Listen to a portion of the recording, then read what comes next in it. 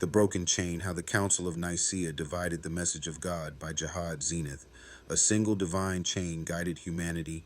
Prophets from Adam to Noah, from Abraham to Moses, from David to Jesus, all spoke with one voice. Worship the one God, live by his law, and prepare for the day of judgment. Their message was not separate religions, but one continuous truth. Yet history reveals a turning point where this unity was fractured, not by prophets, but by men seeking authority.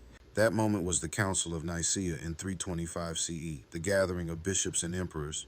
By the early 4th century, Christianity had spread widely but faced persecution and disputes. When Constantine, the Roman emperor, embraced Christianity for political stability, he sought to unify the empire under one faith. He convened the Council of Nicaea in modern-day Turkey, summoning over 300 bishops. The aim was not divine revelation, but political order, to impose one official doctrine upon a fractured community. Unlike the prophets, who spoke by God's command, these bishops gathered in heated debates, lobbying for influence and swayed by imperial pressure.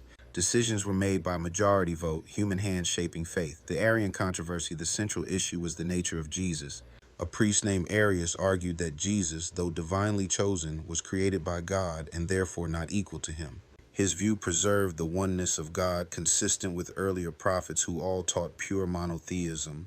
But Athanasius, another influential voice, declared that Jesus was fully divine, of one substance with the Father. The council condemned Arius and branded his followers heretics. In doing so, they silenced an understanding of Jesus closer to the prophetic chain and elevated a new doctrine that reshaped Christianity forever. The birth of the Nicene Creed. From this council emerged the Nicene Creed, declaring Jesus co-eternal with the Father and affirming the Trinity. For the first time, belief in Jesus' divinity was made mandatory. What began as the way, a continuation of the Torah and the teachings of Jesus, was redefined into a doctrine alien to its origins. Subsequent councils and expanding doctrines, Nicaea was only the beginning. 6 more major councils followed: Constantinople 381 CE, Ephesus 431 CE, Chalcedon 451 CE, and others up to the Second Council of Nicaea in 787 CE. Each added layers of theology: Christ's two natures, Mary's title as Mother of God, the veneration of icons. They were political and theological assemblies influenced by emperors and Greek philosophy. Each vote pushed Christianity further from the monotheism Abraham, Moses, and Jesus taught, from revelation to innovation. Islamic tradition holds that this shift was corruption, not progress. The Quran warns they distort words from their proper places, 5:13, and woe to those who write the book with their own hands and then say, "This is from Allah," 279. The councils embodied this warning. Scriptures were altered, gospels excluded, and theology reshaped to align with imperial goals. Paul's influence, already strong, shifted Christianity from Jesus' law to doctrines of salvation through his death. By Nicaea, Paul's theology, combined with imperial power, overshadowed the prophet's message. The Islamic perspective: from Islam's standpoint, Jesus, peace be upon him, was never divine. He was a prophet who came to fulfill the law and guide Israel back to monotheism. The Trinity, as defined at Nicaea, is seen as shirk, associating partners with God.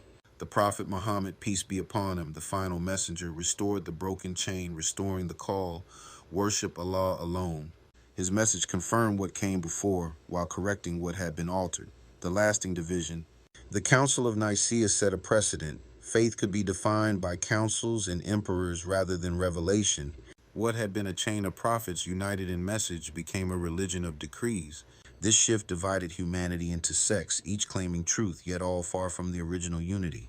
History bears witness. While the prophets stood on one accord, men established doctrines that fractured the message.